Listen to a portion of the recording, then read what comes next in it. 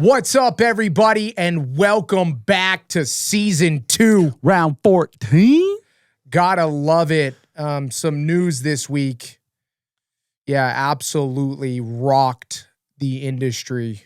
Something that we don't ever really want to talk about or even think about. And unfortunately, it happened to not only a great rider, but just a great guy in general. Jerry Robin had an accident this weekend in East Rutherford where he talked about it on his Instagram. He hit the brake pedal off the face of the jump. He dabbed it. I thought he hit the brake pedal when he landed, and then that caused his weight to go forward. We'll have to read. I thought he hit the brake pedal off the face of the jump is what I read. But either way, he came up short.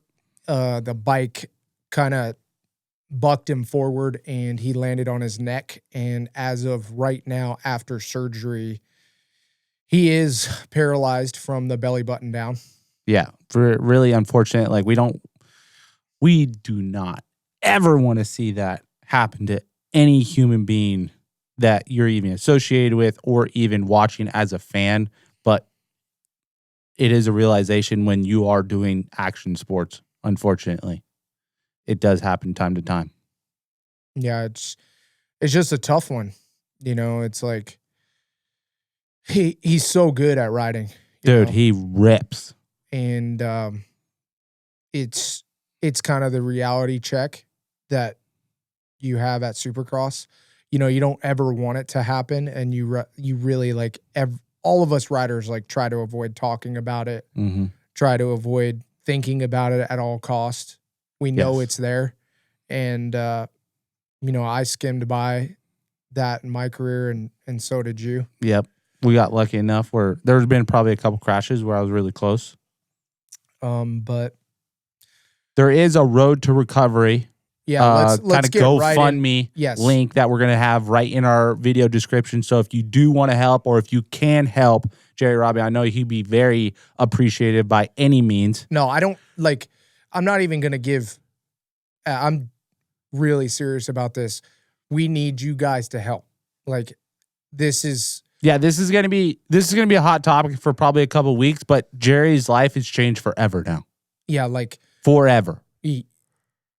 Forever. And we need you guys. We're going to put the GoFundMe link in the bio below. So just click on the link below. You know, if it's $1, if it's $5, please, if you have it, you need to donate to Jerry Robin. He needs that help so much right now.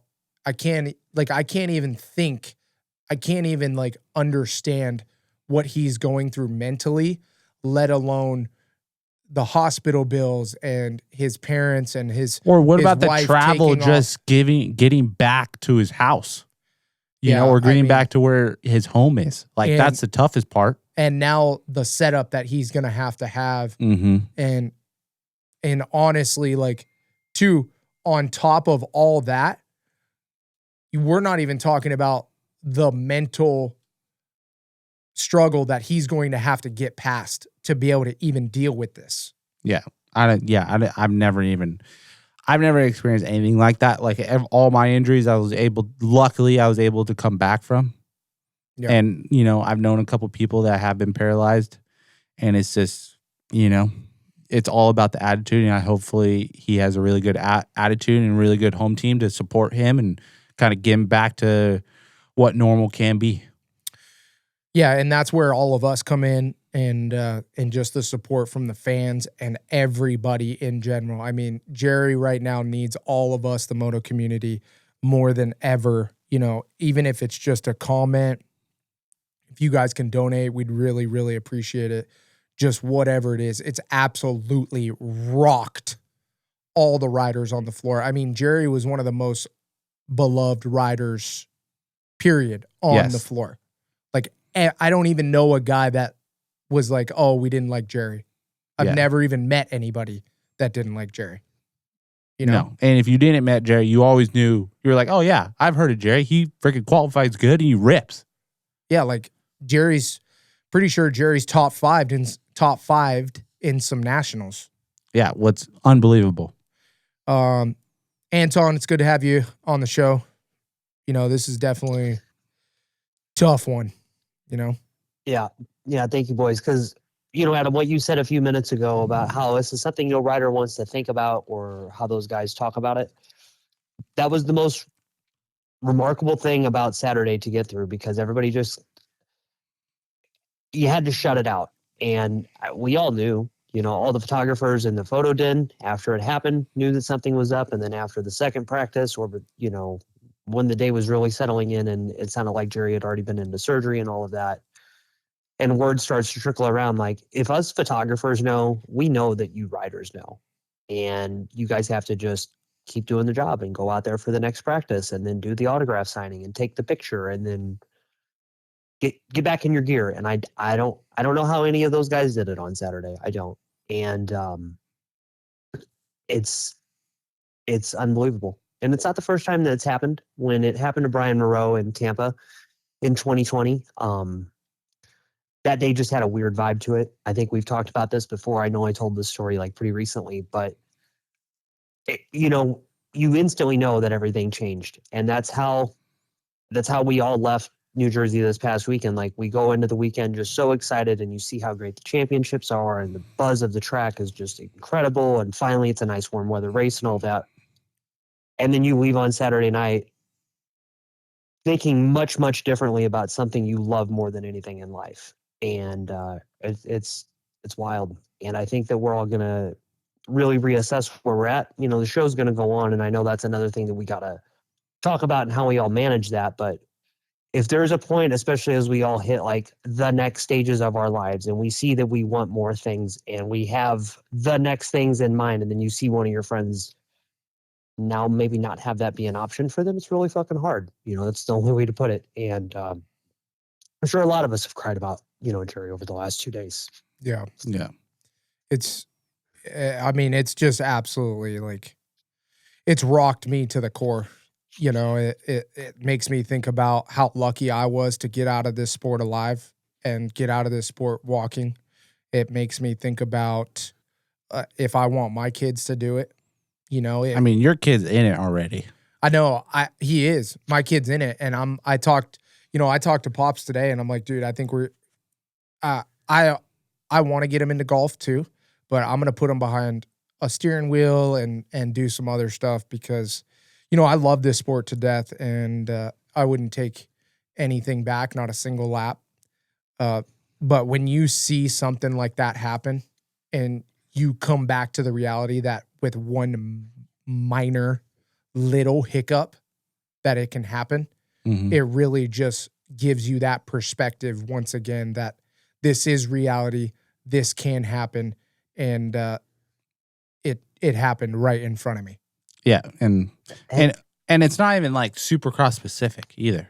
Dude, you can say it's not Supercross specific, but it definitely happens more often in our sport probably than any other sport other than bull riding. What other sport do you know that? F1 drivers like die. Yeah, but not as often as you think. Like, yes, I know. I know not the pinnacle of it, like F2, F3 kids, Moto 2, Moto 3, and MotoGP, same thing. Like, those poor kids just get eaten the fuck up. But I think that we all feel it. Like, we're all so sad about this because it happened when we're all there. Like, I have a video on my phone of Jerry walking out of the tunnel right before that practice. Like, it's fucking hard to watch. It's hard to watch, dude. I watched it again today, and I don't think I'll ever watch the video again now that I think about it. Yeah. And Chad Zaltz had the same shit happen to him a couple weeks ago. And like, everybody's had good vibes for Chad and all that, but like, what makes that one any different when he has a practice crash at the thing? Yeah. If I can tell you a quick story, like, my whole thing on how I got into the media is because I was allegedly almost paralyzed. Like, I had a really bad accident. It was in January 2008. Got fucked up at an arena cross. Didn't go to the hospital or anything like that, but was just in like major agony for like 3 days. Went to high school on Monday, went to set down, and my legs like went numb. And I like went stand up, couldn't, and like was just crying like in such pain. And then like came back, but just like was just fucking hurting. And so then finally, like, I got taken to the doctor. Could be quack, chiropractor, whatever. But he told me, he's like, dude, you're within millimeters of being paralyzed. Like, just so you know, you just knocked your whole spine out of alignment. You're going to take months to get back to this, and this. Yeah. I was an 17-year-old kid. And my dad straight out told me, and I love Mike for this, like, I ain't upset. But he's like, hey, man, if you want to ride these dirt bikes and you want to do this, like, that's on you. But if you get fucked up, like, I don't know how I'm going to live my life with you like that. Yeah. You know what I mean? So you need to make that decision on what you want to do. And now I'm 34, 35. I can't wait to go ride again, you know, and that's like, I know so many people, if they would be given the chance to go ride again, they would go do it. Like if you ask Chad or Jerry, yo, would you do it all again? They'd go do it all again, probably in a heartbeat, because of look at what it got for them in their life. But maybe they wouldn't because they're freshly into the thing. The unfortunate thing, my wife pointed this out. It's an unfortunate, very good thing. Jerry and Chad and anybody else, because there are quite a few young men. I mean, fuck, we just saw Chad Reed's daughter get hurt with a back injury this weekend. Thankfully, you know, Kai is okay. Yep. But it's very common, dude. Like, it's right there for all of us. And it's one one little slip up. One slip up, dog. One bike bug, one drag a foot peg, one anything. And my wife pointed out that, you know, there's guys like Blake Savage or Jesse Nelson or something like that that Jerry can go to now. And that's great. But it's like, man, dude, how many of your young friends are hurt that you got to go to? You know, a guy like David Bailey, look that David turned his life into something else after that. He became a commentator. He's a little professor. Like, he's still the man. There's a lot of people that you're going to be able to go to find that. But it's just so fucking unfortunate that we have that as a reality. Yeah. Yeah. It is. It really is. I think, I mean, the only, and I don't know if I'm speaking out my ass right now, but the only thing that I would think of, you know, is like, I talked to Blake Savage a little bit about it prior Daytona, and he was talking about Elon Musk figuring out how to get your spinal cord reattached or whatever Elon's doing, but that's still 5 to 10 years if it works out. You know, and that could be a possibility. And I'm sure in months, Jerry will probably, you know, maybe find a little hope in that. And I hope Elon can get that done. But, you know, for right now, there is no cure. There's no fix, you know, and we hope that he can get, the swelling can come down or he can figure it out. But as of post-surgery and his Instagram, it's belly button down, you know, and it's tough because we talked about this and it's like, fuck, show goes on. Yeah. You know, it's like, oh, fuck, Jerry's paralyzed. Fuck. Okay, well, Supercross next weekend. Yeah. Which is like really gnarly. It's super main event tonight. Yeah. Main event tonight. You know? Oh, yeah. I mean, the day of. Practice 3. You got a third practice. You better go ready and figure it out. Like, fucking, again, I don't know how they did it. Dude, you know how they do it? And this is how you don't talk to anybody in the pit area. I don't know how you don't say a word in staging. I don't fucking know how any of them did it on Saturday. I mean, you know, this is how I coped with it. I seen the crash. You hear what happened. And you just go, man, I really pray that he gets to the hospital and has surgery and things go well. And it's in the back of your mind all day. And you just can't check in until after the race. Literally can't check in. You just hope for the absolute best. Because you know that whatever your feeling is, that you have to keep going. Yeah. It's like, and almost it's like one of the most fucked up, gnarly things you have to do. No, I mean, it's not the most fucked up, gnarliest thing you have to do, but it's just what you have to do I feel like as a professional athlete when you have gnarly situations or in fans. Like, I feel like it's kind of similar to what Adam Vinatieri or, you know, Justin Tucker talks about, like trying to get in the zone when there's a high pressure kick. Like, you get into this like mode where like literally nothing else matters. You have to go out there and do your job and execute it to your fullest ability. Period. Yeah. There's no like emotions attached to anything, literally. And that's just the cold part of being an athlete. Just like, you know, when you see your homie down on the ground on the right-hand side, or you see a yellow or a red cross flag on the track, you don't think about who's down on the track. You just think about going through the flag and getting back up to speed and race speed and getting the next guy in front of you. And that's just the mode you have to be in until that final checkered flag, you know, in the main event. And then you can, you know, mourn and check in and be like, fuck, that was gnarly. Oh, God damn, I hope he's okay. Even Send then, your though, texts and everything. you're still, as soon as the checkered flag's over, even while you're still not fully in it, you know, especially if you're Austin Faulkner or somebody close. Yeah, well, that, I mean, all circumstances are a little bit different. Like if you're invested or it's a family member or, you know, you grew up with him or he's your best the man. night Like, that you got fucked up and taken away. oh, I know. I You was were toast. Yeah, you're toast from the get. Yeah. If you saw me crash, you were gone. Yeah, I was just like, might as well just pack it up. yeah, get me to the LCQ so I can do shitty so I can go. Yeah, exactly. You know, and it's not like I purposely wanted to do shitty. I tried. But I mean, that was the just same thing with me too. Like, you know, I remember a couple of times where like you got hurt and you were laying in the hospital, but I still had a live announce for the whole night. And I was just like, dude, I just want to get this over with so I can go see my brother. Yeah, like, you know. Well, I mean, let's kind of keep moving.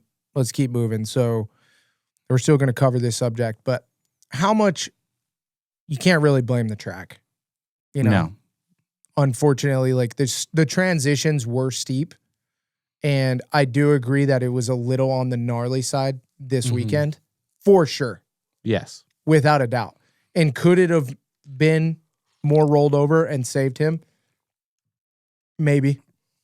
After the fact. Maybe.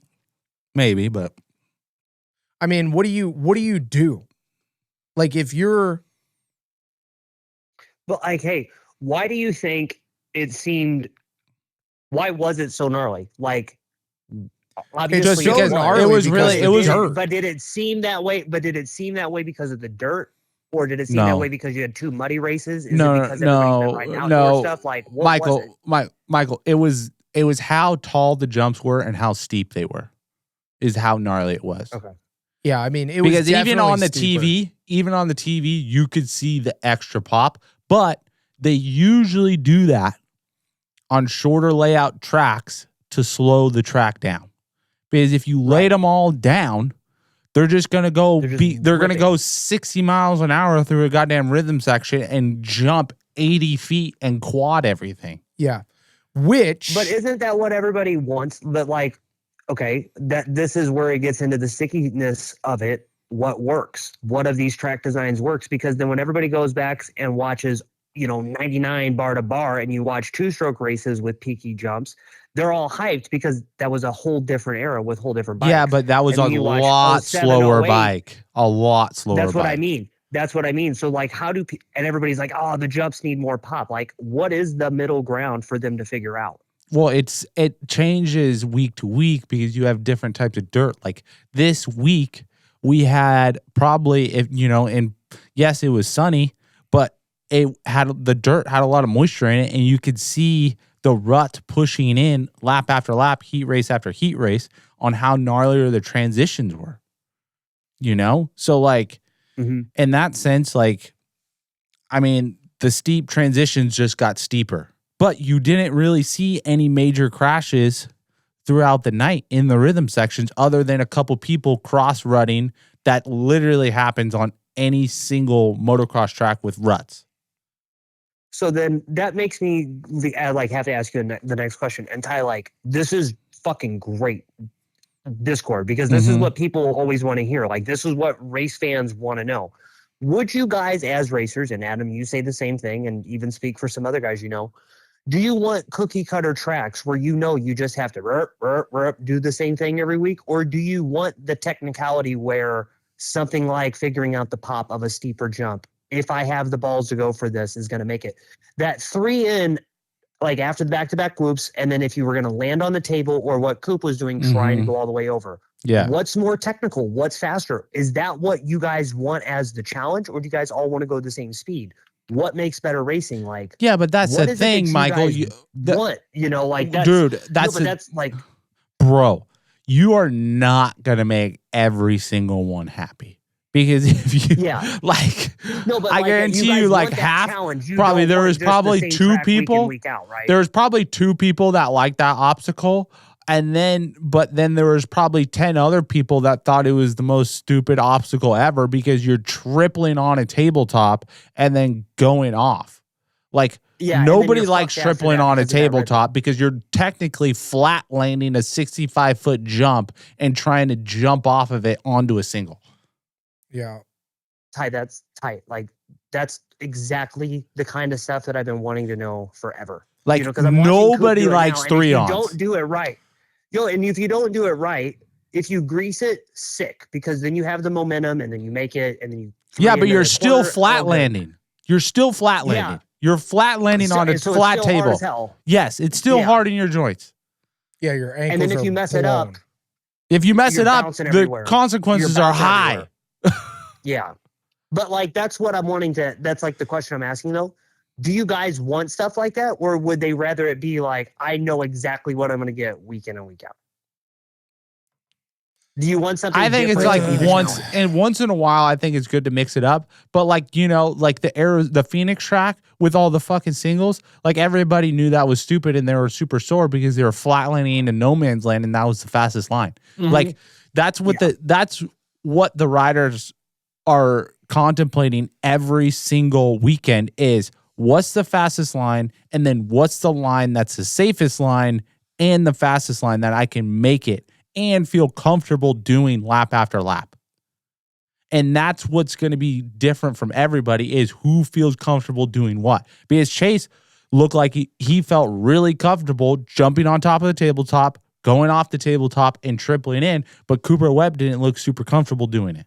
And Cooper Webb definitely wasn't comfortable skipping the whoops, but Chase could do that throughout the whole entire mountain event. So if you talk to Chase, you'd be like, oh yeah, dude, wasn't too bad. And then, you know, Cooper Webb's like, oh, dude, it was super gnarly. And then if you talk to some guy in 20 seconds, dude, the track was insane. I could barely do anything out there. Yeah. I mean, but, you know, the hard part is we're all trying to wrap this around like, okay, how do we make the best Supercross racing and make it to where we can get these guys to not get paralyzed and be safe for 31 rounds? Okay, you want to build a TT track? No, we can't. Yeah, but even then you're going to get fucked up because you're doing 95 miles an hour. Bro, literally. Fuck, that's not even. Literally, like Justin Barcia's crash, where he went end over end, just tripling out of the whoops. Like, if his head was up and he pile drive right there, like there could have been an instance or a scenario that he could have got paralyzed right there, and that was just jumping through the whoops. Yeah. You're literally, you don't want a scorpion on anything. What, like, you could scorpion on literally a single. Yeah. Hitting a false neutral. You're chain breaking. Yeah. You not hitting the top of the jump, what we've seen James Stewart do. Yeah.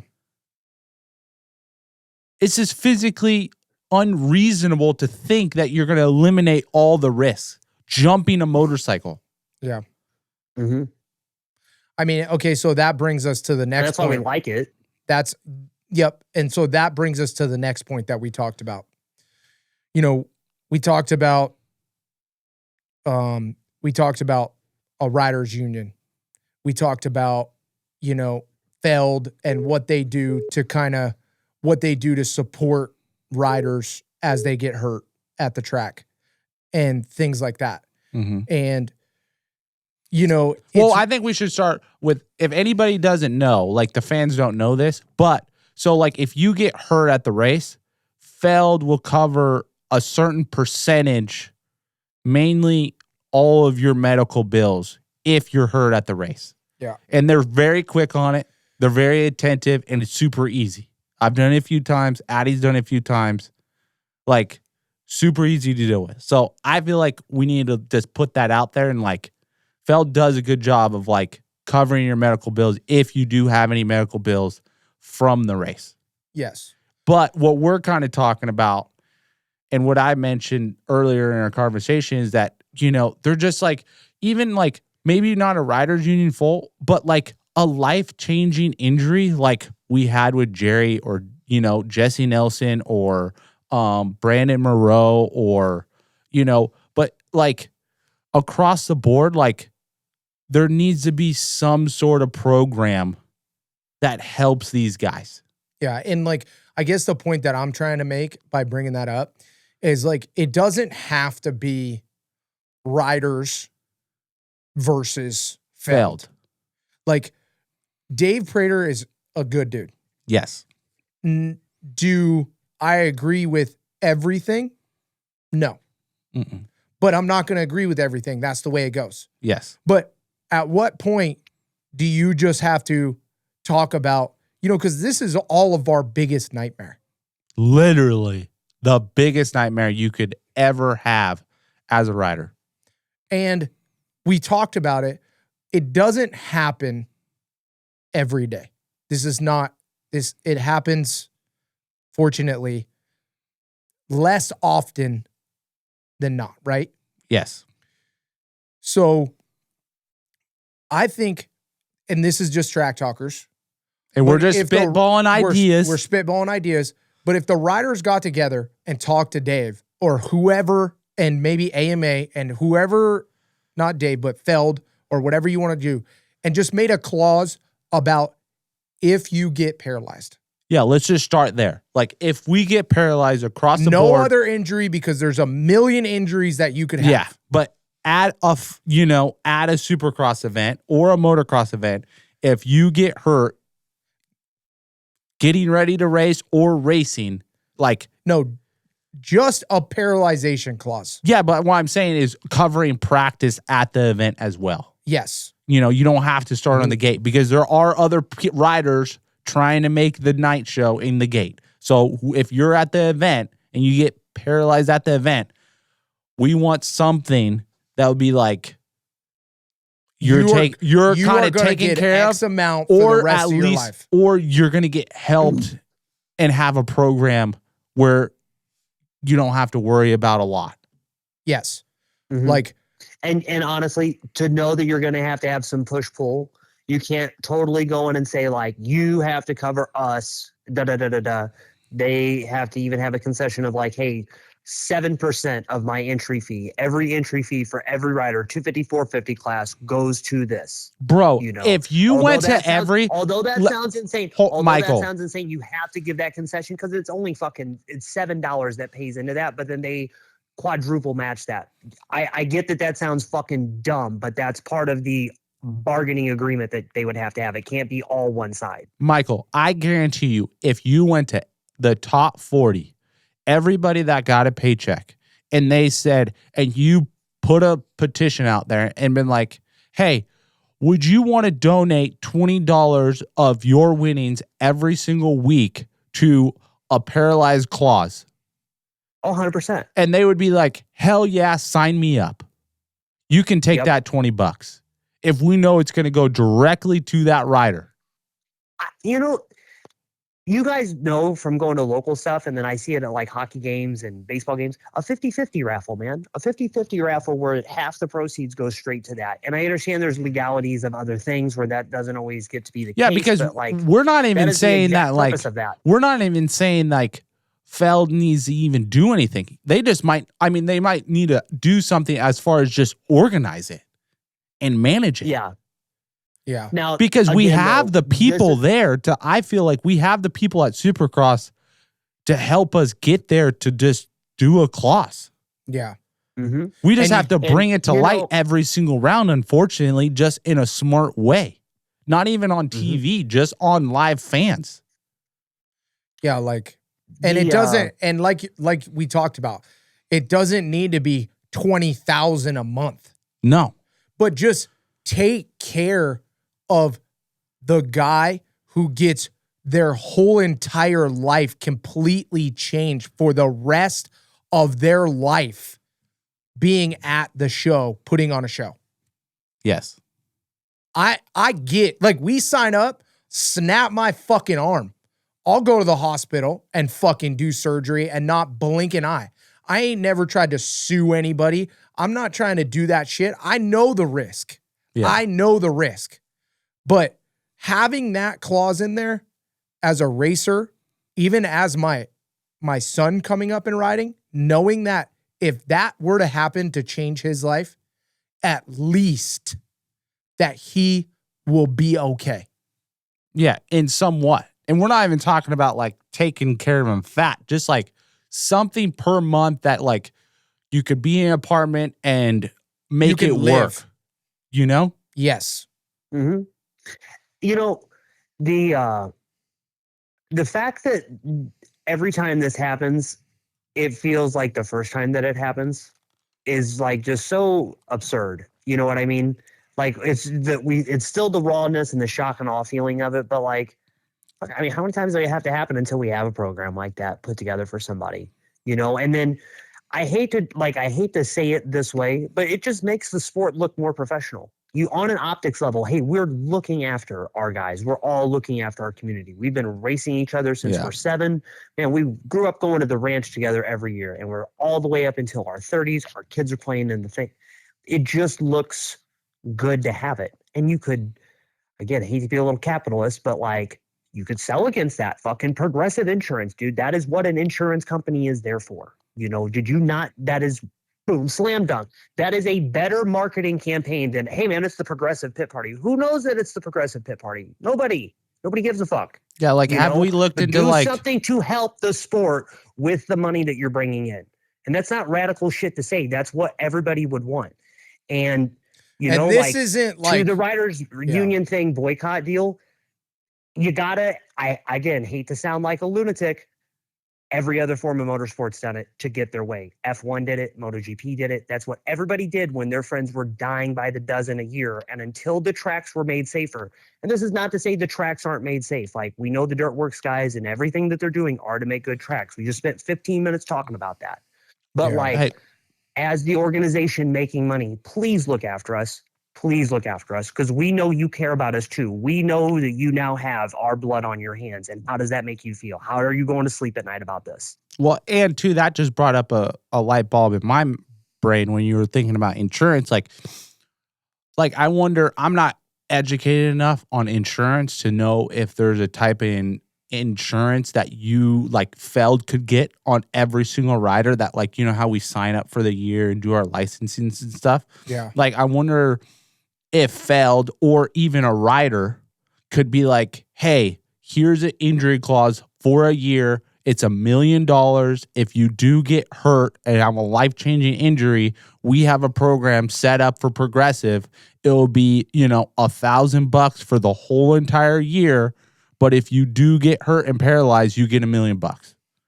And Feld sets it up. And then, there. like, why can't we at least first steps, like, give the rider the option? Yeah. Now that because like I'm not saying like the factory riders probably have them already, but like the privateers and Jerry Robin probably doesn't. Yeah. I never did. Weston had it. Yeah, Weston had it, but he was at JGR. Mm-hmm. You know, that's what I'm saying. Factory riders are doing that, but like, you know, the privateer, dude, we're just trying to get to the next race. We're not worried about, you know, our future whatsoever. We're trying to make, so then that goes into the next part. Next part of it then. To get an actual collective bargaining agreement, a riders union, this, and this, it has to be educated people with everyone's best interest at heart doing it. Like a couple months ago, just out of curiosity, I got to plan on the NBA Players Association union page, right?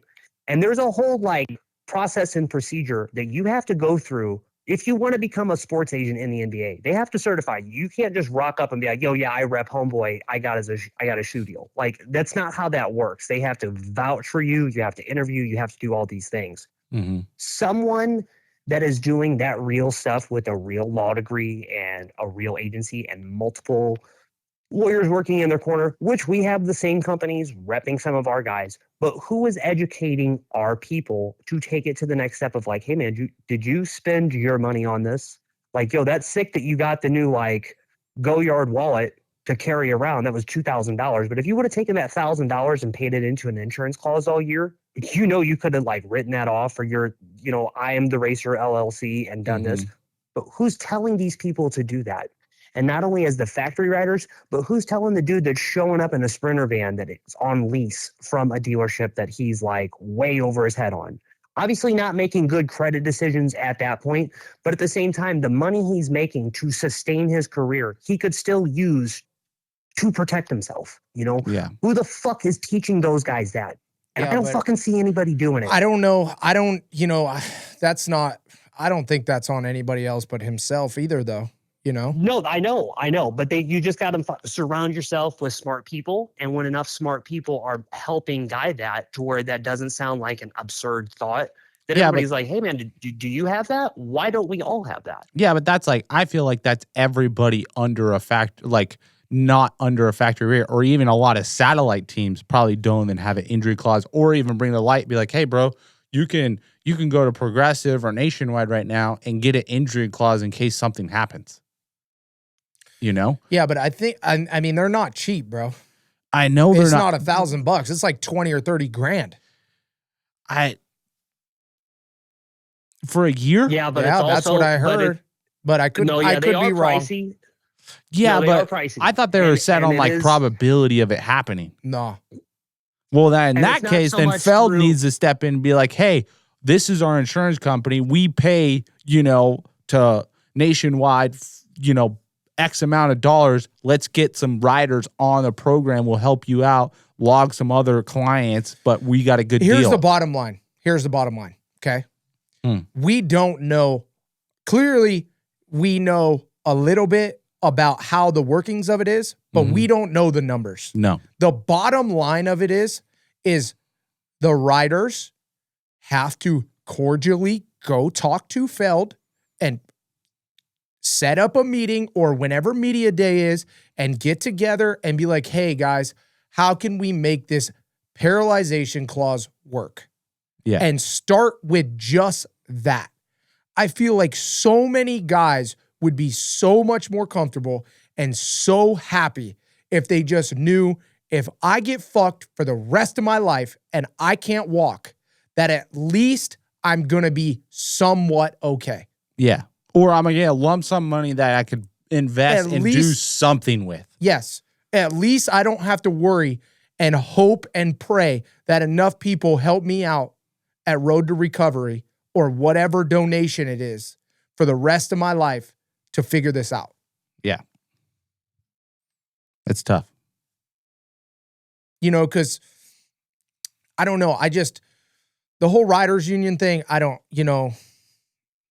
that's going to be up to the riders. Yeah, we need something now. I don't really care about that. Just go have a conversation with Feld and make something happen, dude. I don't think these guys are going to just go say no. No.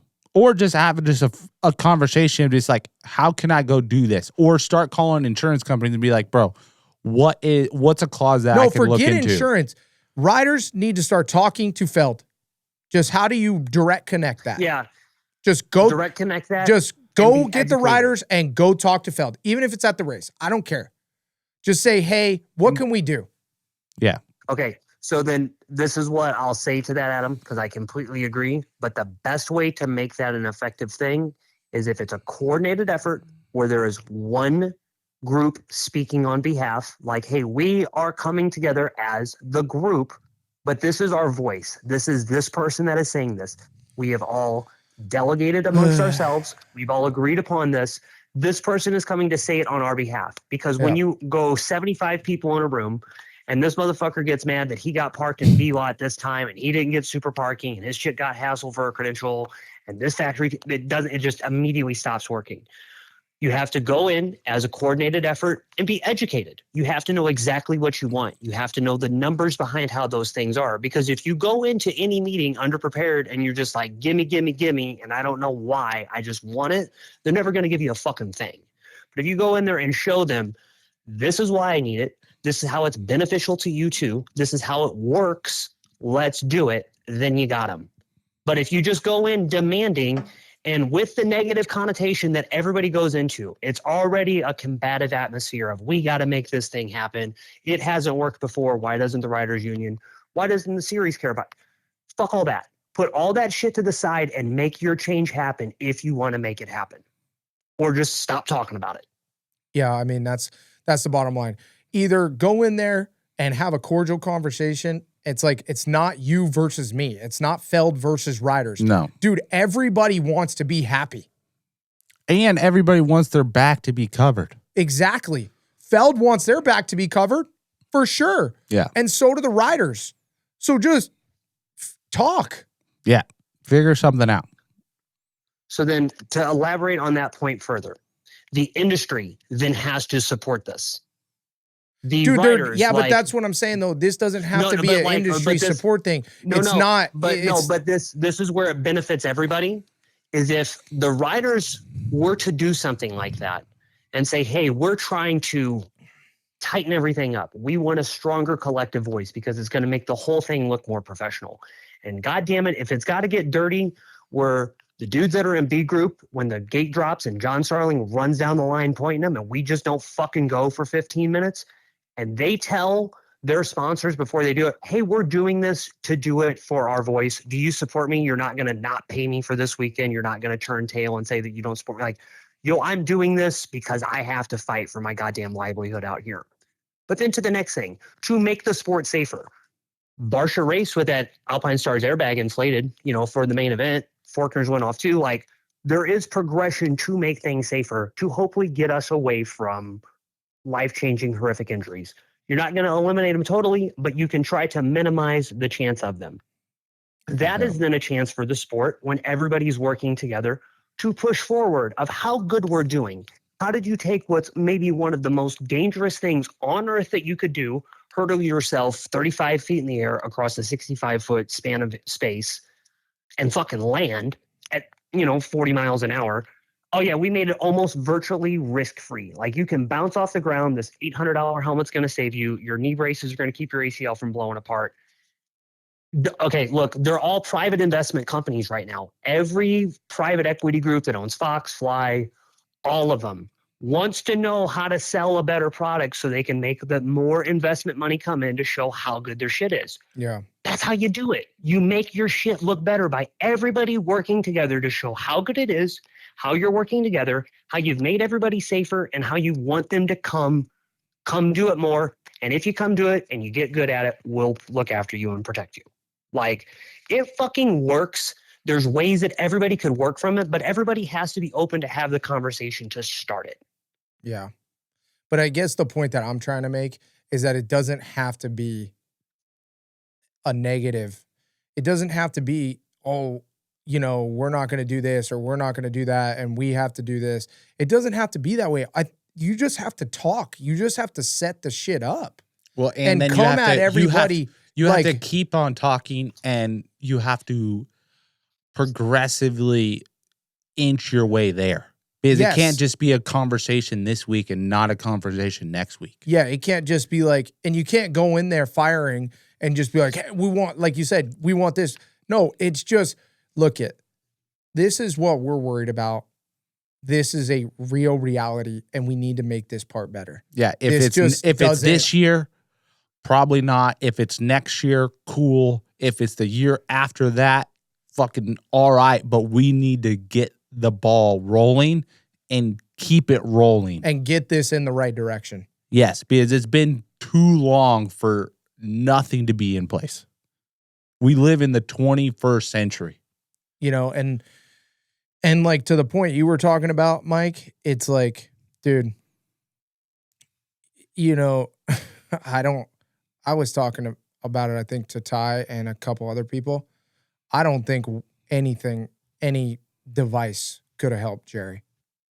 That crash was just, it doesn't matter what Alpenstar airbag or what helmet or what neck brace, that it was just the wrong angle. Mm-hmm. And those days happen, man. Exactly. And that's why there's people that have that shit happen playing soccer. Yes, and that's why it's walking down the street. Yes, and that's why it's not something where it's like, oh, we need this. It's just for the 1 in a million that it happens to the best riders in the world. Just know we got you guys. Yeah. We got you in some capacity. I'm not talking about, I ain't talking about no riders union. I ain't talking about, I'm talking about a conversation between Feld and the riders that needs to be organized, that just needs to go in, hey, this is we all know we don't want to talk about this. Yeah. We all know this shit happens and it just happened. How can we work together to make it so if, God forbid, that this certain thing happens, we can be set up. Or something like it. Yes, we can be set up. Because, I get it. Feld is putting on a big show for us and put us on the biggest platform. And this is Supercross, better than anybody else. And they do a fantastic job. But, 50% of that is also having us riders at an astronomical elite level, training our asses off and risking our life on machines. Yeah. To, get this done day in and day out. Yeah. And there's one injury that we're all afraid of and don't want it to happen to us. We can take a broken femur. We can take a broken shoulder, a broken arm, breaking all 5 toes, snapping our freaking tibia, and then ride the main event. Nerve damage in our elbow. ACL. Freaking me with my freaking collarbone and my vagal nerve where I wasn't normal for 2 years. But the paralyzed thing, different story. Yes. Get a clause, get an insurance policy, whatever it is. We need to figure it out. Yep. If you guys haven't, please go below, click on the GoFundMe for Jerry Robin. He needs your help. I think it's a road to recovery. Yeah, it is. Link. Road to recovery link. It might be attached to a GoFundMe account, but it's some sort of donate account. Yes. The legit one for Jerry Robin. And I think Moto Whips is also going to be selling t-shirts. That's all the money. Every single dime is going to Jerry Robin too. So Sick. Look out for that coming as well. I don't even want to say move on. What do we even say? Let's talk about the race. Let's talk about Cooper Webb and Chase Sexton. Big news, right? Chase Sexton comes back, and what do you mean comes back? He won. He fucking and got the start. Whoops that ass. Was up by 20 seconds in the main event at one point. 20. So the big question on the table for both of you guys. What's the plan of action for Webb if Chase Sexton rides like this for these last 3 rounds? What does Webb do? Well, let's just break it down. What can Webb do? Like what can Webb do to derail Chase Sexton? Mind games? More mind games? I don't think so. I think Chase is so in the zone that the mind games ain't going to affect him right now. Then probably he's gonna need to focus on a start this week then. Yep. Like this week he's focusing on some starts and either gonna need a whole shot or be right next to Chase and give him a little bump in that first or second corner just to kind of get him off his game a little bit. Because I've seen him do it to Jet and it's kind of worked on Jet. And yes. I could see it similar tactics using against Chase. Yeah. I mean, I think the big thing is whatever Chase does, whatever Webb does, he's got to get in front of him in the main event. Somehow, or close to him where he like pounces on him in like the first or second corner. Yes. He's got to get in front of him for a second. Have we looked at the track map for this next round in Pittsburgh? No, but I did see that there's rain on the schedule. There's an inch on Saturday. Oh, is this another day race? 0.85. No, it's not. No, it's a night race. Okay, so we got a lot of time. So as long as it's not raining at night, so there's a lot of fluctuation. Depending on how an inch is, dude, 0.85 of an inch. Yeah, but what I'm saying is it could be in the morning or like early afternoon, and they can make that work as long as it's not after they. Foxborough was 0.6. Yeah, but it was wrong time. It's all about the time, dude. These dirt works guys or the SMX track crew they're phenomenal. Say that again. Is it rain Friday? Yes, there's rain Friday and Saturday. 0.4 of an inch on Friday, 0.85 of an inch on Saturday. So yeah, so like almost an inch and a quarter. Yes. That's so a lot. There was only 0.6 of an inch at Foxborough at the gnarliest mud race we've ever seen. Or second. Daytona was the first gnarliest. Yeah, but that is because of the time it rained. Okay. You've said that. Yes, I'm just clarifying. Okay, I'm trying to get to the track map right now. I'm almost there. Anyways, if it's a mudder, then all bets are off, right? Like, okay. So, track map. It goes, let's see. If it's a full mudder, are we giving the advantage to Cooper Webb? I mean, before Foxborough, I would have gave it to Chase. That's what I was thinking. And before the last lap, Chase was in the lead. Yeah, so finish line, left turn, triple double, whoop section. So there's only one whoop section. And there's a back-to-back. It's kind of like a chicane, but it's actually a little long. It's just flat. And then it goes into a flat turn. One rhythm section, then another rhythm section, 180 degrees after that. And then it looks like a little entry rhythm with a triple, and then across the start to a finish again. So it's got two rhythm sections, one whoop section, and a pretty good chicane, which if it does rain, that's really good. Either way, even if the track's rideable, that amount of rain is going to make the whoops jumpers. Or they're going to make them so cut down that it isn't going to matter. I don't think it matters. Looking at the hourly forecast for those 2 days, it looks like it's one big hit of rain on Friday evening, so around maybe like 7, 8 o'clock. So I wonder what they'll do for press day, if they'll already have the track covered to try to salvage it. For sure. Or what they'll do. Yeah. And then on Saturday, it's all early in the morning. So that would make practice seem a little delayed. Practice doesn't start till 12. Bro, if it's rain schedule, looking at it right now, that rain all begins at about 6 a.m. until 10. So then from 10, practice starts at 12. So you got 2 hours. Push that back to 2. You got 4 hours. So you know what I'm saying? Fine. Yeah. I mean, if they have to, if it means that the track will be more rideable, they'll push the practice all the way until 2 o'clock. Yeah, I have no doubt in my mind they'll do that. And that's probably what they're going to do. They're probably what they're going to do. They're going to delay the schedule. And they're probably building the track tomorrow. And they're looking at the schedule, and they're going to probably make it a little bit softer, just like how they did it in what was it? Gosh. How do I not remember? The one before. How do I not remember? Gillette? Philly. Oh, yeah. Philadelphia. Philadelphia. Why do they all blend together? Because they're all in the same spot. The one question would be, though, what's this dirt like? So, Adam, have you watched Monster Jam from Pittsburgh? I have. I haven't, actually.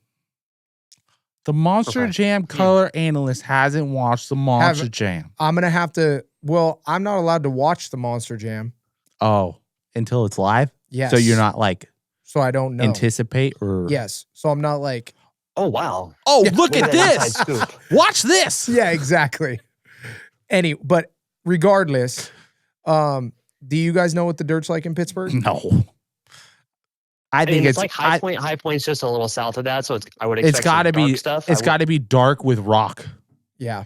Uh-huh. I think that's what Jason Thomas said on the recap for East Rutherford was the dirt's going to be very similar.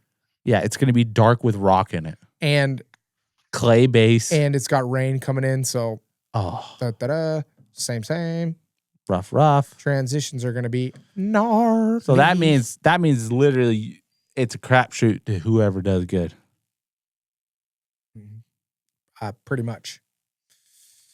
And then so you're telling me, it'd be so sick if Chase could tie the points lead coming out of this, and then we have 2 rounds left. Be wild. 2 dry ones. Yep. Oh my God, can we talk about that? Doug, Yeah, that was let's so talk sick. about that. Cooper Webb healing up from the gunshots. I mean, Did you see that the comment picture of did him not in the bulletproof age well. vest? No. You did. Oh, one Where of the did star you do mechanics, that? Austin. One of the star mechanics, Austin, put it on his story. Just Coop like at the compound with a bulletproof vest on in the locker room, and that shit cracked me up. But yeah, that's then when awesome. he said it after that practice, I was like, oh man, I love it. And then for the last qualifying session, I went up to the like very, very top bowl of the stadium and then just filmed with my video camera. Mm-hmm. And those two linked up right away. I mean, that's why I asked the question in the press conference, because exactly what you were talking about, Ty. How does Coop, what does he do to try to upset Chase right now? Like that was salvo one of, let me latch onto you. He got towed for his fastest lap, behind Chase, and then Chase went off later and fired off his own fast one. And then J Coop beat that. But like to see just the back and forth, and they were waiting for each other. Like Coop would stop if Chase slowed down and then wait for him to come around. It was great. And just, I love seeing that because you can tell now they're playing into the championship dynamic. Like it really is like watching two prize fighters going into every round. Yeah. I love when they're in the same heat race. I love the main events are awesome. That qualifying was so exciting to watch. Like that was actually a highlight to the day, all things considered, because it was just so fucking entertaining. I was by myself, only person within 20 sections of me. And I was just like, is anybody else seeing this? This is fucking unreal. Because it's just so fun to watch them go against each other. But do you guys, now, this is what I was thinking, me personally. Like, it's cool that the championship is down to single digits. But if Cooper Webb finishes in front of Chase Sexton this next weekend, this is going to be tough to recover from. Oh, yeah. You know what I'm saying? All Coop has to do Chase to is completely take the wind out of his sails is one win right now. Not even one win, but beat him. But beat him once. Yep. And then it's like detrimental. But you know what I'm saying? But let's talk about this. Okay? Let's talk about it. Chase Sexton is in the perfect Chase Sexton-y spot. He has nothing to lose. Nothing.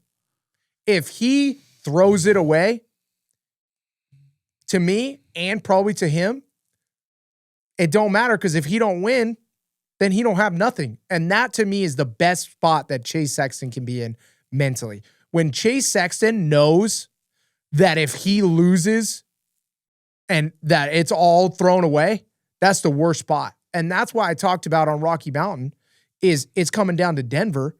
This weekend, Chase is going to win again.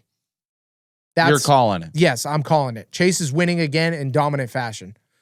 But even if it's a mutter. Even if it's a mutter, I don't care what it is, Chase is winning again. In Denver, where Cooper Webb has that confidence where he's ridden good before, and they both know going into the last round, it's who's going to get the upper hand. If Chase can beat Cooper Webb at Denver where he's comfortable, that is going to be the telltale of the championship. If Webb wins in Denver, call it. It's done. Yeah, I mean, Webb only has to win one more before it's done, I feel like. I just think that it's either going to be in Denver or Chase will win the championship. Because, like, dude, so Chase was 15, 20 seconds, whatever you want to say, in front of Cooper Webb. And then Cooper Webb was like another, 10 or 12 seconds in front of AP. Yeah. Like, Cooper Webb needs to make a major mistake, in the middle of the main event or towards the end of the main event where he's the strongest to get off of second place. Yeah. If Cooper Webb crashes in the first corner, he's getting to second. Yeah. And that just brings up a really good point where I almost forgot. Mookie was 15th or 16th in the beginning of the main event, and then he freaking rode his way almost. Didn't he get top 5? We'll have to check on that. But he was. Oh, yeah, he did. I think he got 5th. Yeah, he got 5th. His third was. And he was in 15th or 16th in the beginning of the main event, and he was just making his way. Yeah. You know? So it's going to be really hard for Cooper Webb to not get second, in my eyes. Oh, no, and you're right, Ty, because Chase was the only one that did a lap time in the 51s, and Coop was the only one that did one in the 52s, and then everybody else was 53 plus. So there is a definite separation there. And that's just in one instance, where that happened. The intensity that those two both showed in the opening laps was awesome because they went for it right away. Chase got a great start and is in control of the thing going around the first turn. Coop didn't. I mean, I looked at the photos that I took and then I rewatched the main event a couple times tonight. First 3-4 feet out of the gate, he did get a little, I wouldn't say gapped or anything, but he's about a half a wheel back on the guys. But then he holds on to it going into the first turn, does the jostling that he needs to, make a quick move on Shane, and then he goes. So the intensity that both of those guys had in those opening laps, like that's exactly what you want to see. But Chase really did just prove like that's the all-out speed that we've been looking for, and that looked like an all-time day from him. Like, dude, that's what we've all been waiting for. That was unbelievable. Watching just some of the stuff that he was doing, the momentum that he was carrying. Through the bull turns to go into the whoops that fast was clutch. And Adam, when he was telling us in the press conference a couple weeks ago that he just needs momentum, that was it, man. Like, wow. Yeah. Well, and I was actually telling somebody today at work, the way that Chase rides and how fast he was hitting the whoops, like that sets up your whole entire lap where you're not trying to make up for those two sections. Oh, yeah. And that type of track, if you're trying to make up time out of the whoop sections and not just riding it with ease and letting the track come to you, like that's how Chase just kept on clicking seconds and just extending his lead, was because he wasn't forcing, he was just letting the track come. Like Cooper Webb knew that he was slower, but he was trying to force it everywhere else to make up that time, and it just wasn't working. Yeah. He was making these little mistakes because the track was super technical. Yeah. And like Cooper Webb, with a veteran he is, knows that, but I feel like there was a slight panic because he just couldn't understand how much time he was losing in those two sections, and it seemed like it was frustrating him that night. Oh, it majorly frustrated him. And that was the first time I've seen. And you could hear that on his podium speech. Yes. And that was the first time I seen him really like, fuck, dude. I don't know what I could have done to figure out how to go faster there. Yeah. And that's what we've talked about so many times before, is me especially. I don't know about you, but I always tried to go fast in the wrong sections. Yes. And that's what was so good about Chase, is he was so fast through the whoops that he could take his time on the other half of the track where Coop had to push it, but the track can't take it. Yeah. And that's where he could relax and have that calmness that we seen this weekend. Yeah, but but what you also did see from Coop, what is beneficial in Coop's in some scenarios, is that he did the best he could do, and he didn't throw it away. Make a mistake. Yeah. It doesn't matter. Fucking, he got beat by 20. He capped himself. He capped himself. It's like, I am trying my best and I'm keep on making mistakes, but I know the mistakes that I can pull off, and then the mistakes I can't pull off. Yeah, this is the line drawn in the sand, and I know I can't go past this. Even if Chase is beating my ass right now, I know that I can't just go past that line. Yeah. And where not get bit. Chase is still trying to figure out where that line is drawn in the sand. Yes, because he has nights like those where he's beating Cooper Webb by 20 seconds, and he wants to feel like that and do that every weekend. Not going to happen. And Chase has just got to realize that's unrealistic, unfortunately. Yeah. I feel like in my eyes. Yeah. With this, how much speed he has and how much risk factor there is on the Supercross track, like, there's a lot of shit and a lot of tracks that you got to ride different, and different mindsets you got to have. Yep. All right. Well, hey, let me ask you guys a question real quick. Because the whoops were just so much the talking point that Chase had the upper hand on Coop. But we talked about, that table on the triple onto the table or going all the way over earlier. And I have this written down in my notes, and I'd love for both of you guys to break this down for me. Coop was just on it to just try to keep going all the way over every single time. And I watched him just like roll the rear wheel over the top of the landing. And then, like we said, be upset through the next couple jumps until he ended that rhythm. And so then it made me wonder, because Chase was landing on top of that table and then bouncing off and then cleaning the section after. What is it about that section, like, that makes it so challenging? Not hard. Like, I don't want you to say, like, hey, it's hard because of this, but, like, what are all the little challenges that you have to figure out to find out what's better? Because, like, that was everything Coop had, or not everything Coop had, but it was really, you know, he had to gas it to jump all the way over that wall and try to make the downside. So how do you figure out where you get on the gas there, or what's harder to have Chase's precision where you land on basically a postage stamp and then flip it off, you know, have the bike bounce off. And then what's scarier? You know, is it harder to think I got to go all the way over this thing and not make this mistake here? Or is it scarier to know I have to land on this little dot, hope that everything goes right, and then bounce off of it? Well, let's break it down with Cooper Webb. Okay. So one, he has to hit that corner before that. I call it just a double across the start straight onto that table. Yeah. He was doubling it. So he had to wick the throttle and just go for that thing to get over it. One, with them even trying to get over it, and some, I would say, riders were rolling over it. You could tell that it was rolled over. Yeah. So you're not getting a lot of pop into that next transition. And what I think Cooper Webb was avoiding, and what he's done in the past, is trying to get off sequence on jumps to stay out of the ruts, because usually staying out of the ruts means you are faster through that rhythm, because you're not taking the time to time the ruts and feel the ruts, and you're not going as high. So that's where he was, you know, when he was getting it right, he would go double up on top of the 5 and then double in the corner, and he probably felt that was going to be the line.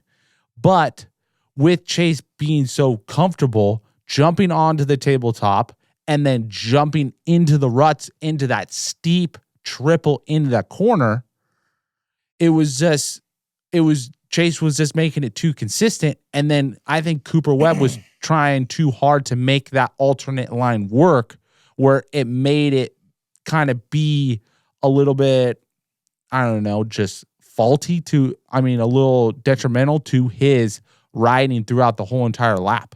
Yeah.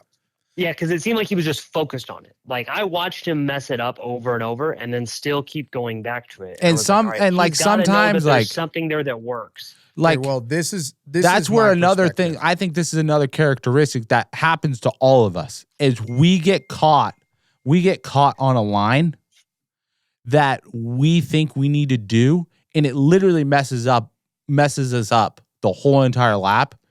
And in real time, you have to talk to yourself, and you're got to be like, this doesn't matter. I'm just going to do what I know how to do and do that to my best. Yep. And then that ends up actually being either pretty close, but it doesn't end up ruining your whole entire lap because you're not worried about that obstacle the whole entire lap. Yes. There's yin to the yang, though. We were going against guys that were slower. Chase, he's doing the fastest line every lap. Yeah, but I've seen Kenny not do the fastest line, and him.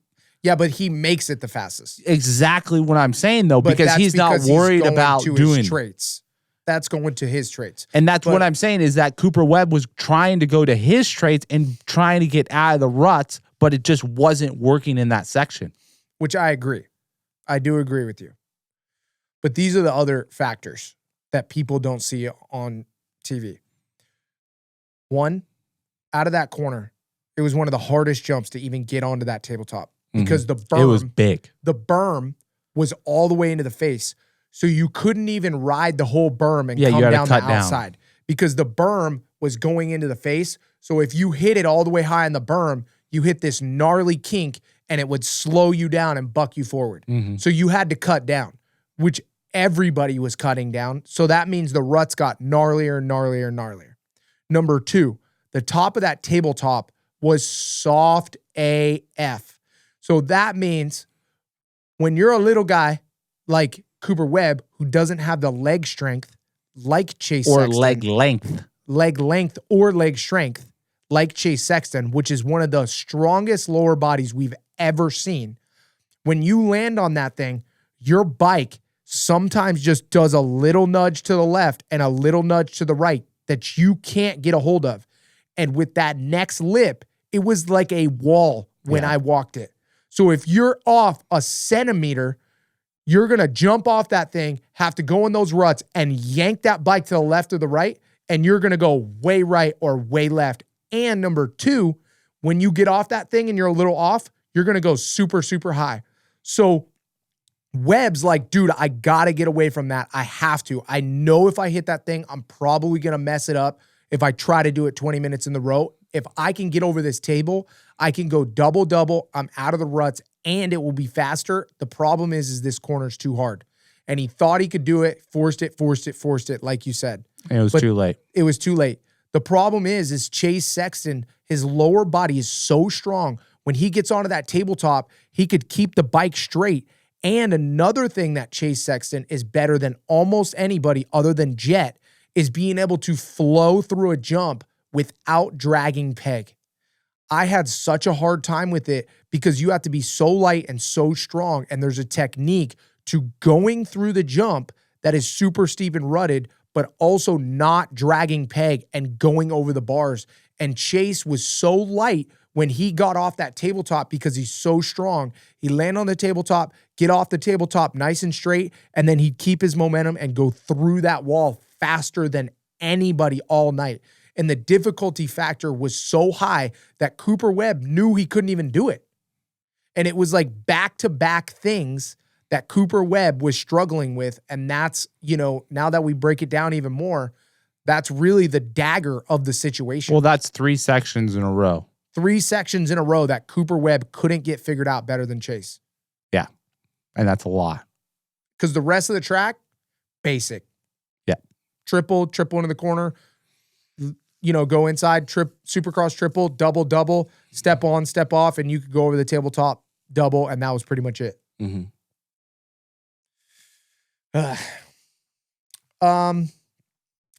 I think we nailed that one home. Yeah. Let's talk about Eli Tomac news. Okay. Brought to you by Stan Benson Racing. Well, what have you heard?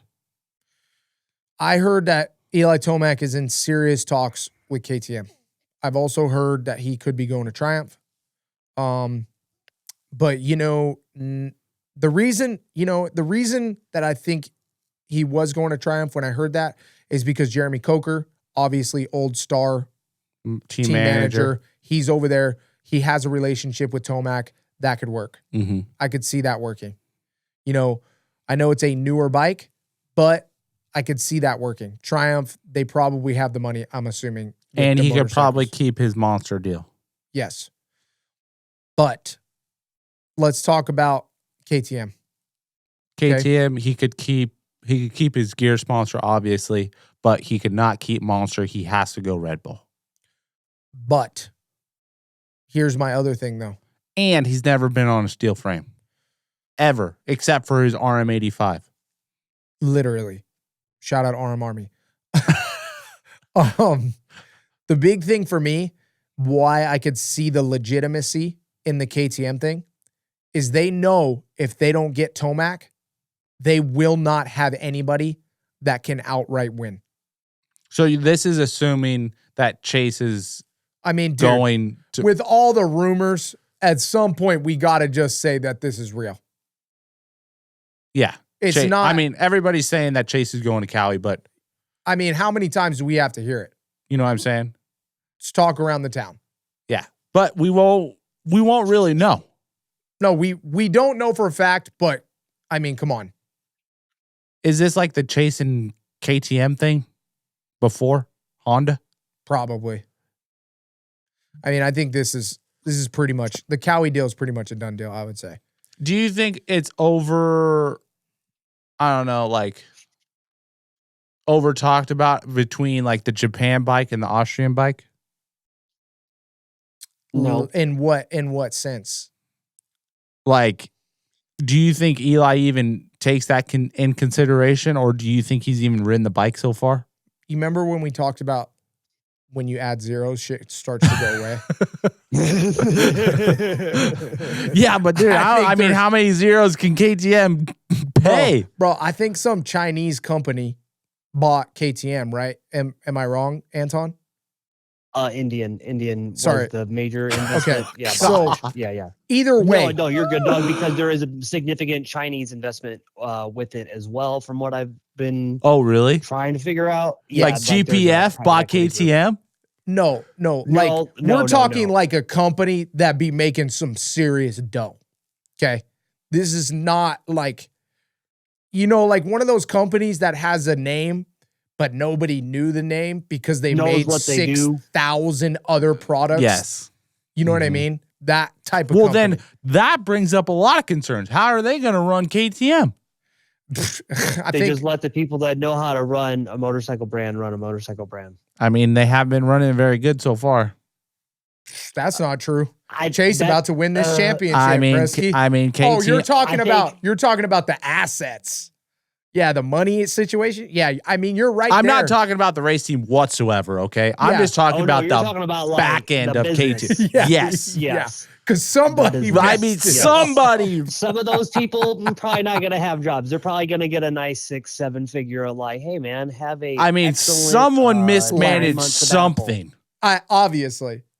That is just. Whoop.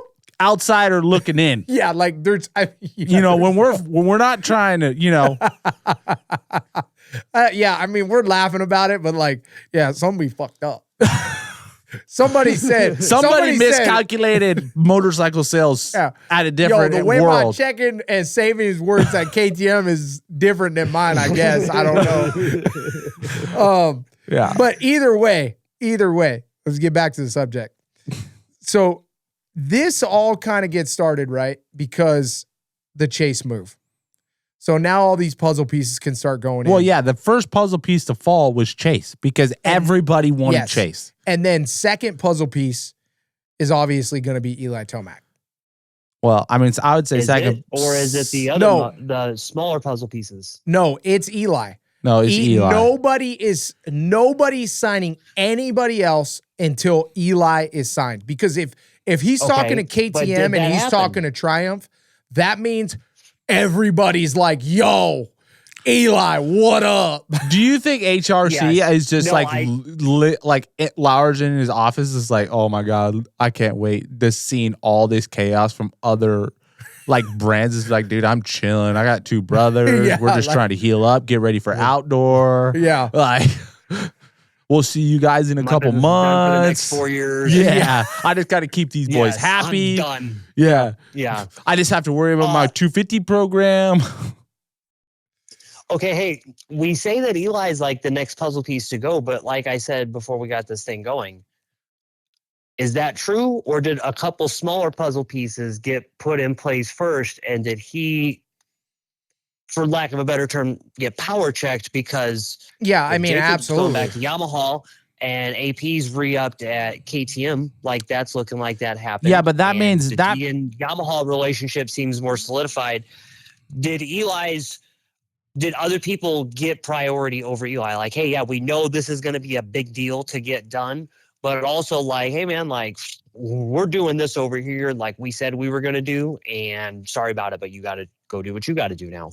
Yeah, I mean, I 100% agree with that. I think with the way that Webb has been riding and the way that Justin Cooper has been riding, and why is there even rumors of Eli Tomac going anywhere else? I think that Star and Yamaha are like, well, we got our guys. What are you doing, Tomac? You know what I mean? Mm-hmm. I would be really stoked on Webb right now. Let's put it that way. If I was Star Yamaha, I'd be like, I love Eli Tomac. I know he's a fan. He brings in the fans, and he's one of the baddest dudes in the world. But with the way that Webb is riding and what I've seen out of J. Coop lately, I'm really happy with Webb and Cooper and what I've seen from Deegan. Yes. I'm not worried about. I know because Deegan's we're a couple years out from Deegan. I'm not worried whatsoever. Or Cole Davies, you're 4 or 5 out. Yeah. Oh, yeah, you're real good. Yeah, I'm not worried over at Star Yamaha about my future. You know what I mean? Like, don't get me wrong. To have Tomac on your team is elite of elite. We're talking one of the biggest legends of your sport. But when you have a guy that's fighting for the championship right now, that's a dog, and then you have another guy that just bested the fastest guy in the world right now, and then you have another guy that goes to jail and comes out and like whoops that ass, and then you got another guy that just year beat one, everybody's ass in the East-West shootout. Two. Yeah, and it's looking solid. Second youngest rider to win a Supercross in the lights, right? Other than Jet Lawrence. No, James Stewart, bro. Are you kidding me? Okay, whatever. That kid won at like 16. Yes, but okay, so James, Jet, Cole Davies. Cool, sweet. Let's get that all ironed out. Either way. Whatever way you want to chop it up. Star Racing's looking good. We're not worried. Yeah. Okay, so I think the Ducati rumors have gone out the window for Eli. Yeah, because I TLD and Justin Barsha. No, well, with the TLD deal, I don't see Tomac going off Alpine-Star. It's just not. Yeah, happening. but I would see, but then you got to get back to this. Alpine Stars and Troy Lee are like tight. There's Troy Lee edition Alpine Stars boots, so like, oh, I that's could see true. them making something. I could see them making some like TLD. Yeah, but and then like. Yeah. Let's be real, though. But like, hey, a little bit of freedom, because it's not going to be just Troy running the team. The Chip Ganassi element and then some other partners that are in the element there too. I think dude. I think it all depends when, I have no idea, but this is me assuming Eli's process. Whatever bike he has riding in, Aztec, Colorado, he's probably going to ride the Ducati if he's considering it. He's going to ride whoever's bike he's considering before he signs. If he's happy with it, he's going to sign with him. I think, yeah. You know what I'm saying? I don't know. Dude, I don't think in his point of career, bro, he wants to be a championship contender. Okay, but period. So if he doesn't think he can win on that X bike that he rides whenever, he is not going to sign with him, period. I don't know. Yes, 100%, bro. Tomac is not going to be going out there for fifth. What were you going to say, Anton, before I go in on this?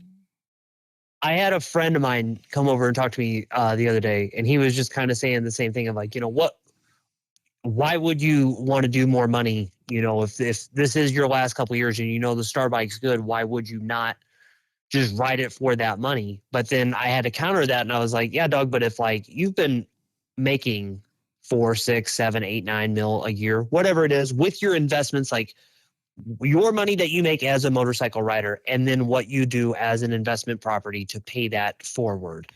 And you are looking at, hey, I'm 35 and it's about to come to a screeching halt pretty soon. I'm about to have a big change in lifestyle. You're looking for every last paycheck that you can get. Like, fuck, man, hey, give me a couple more right now. Like, this is not the time to, maybe there's two schools of thought on it. Hey, give me something. I'm already set. Let me just ride it out and know what I need to go off on. Or I got to cash a couple more checks because the time is really closing. And what is your school of thought on how you end your career?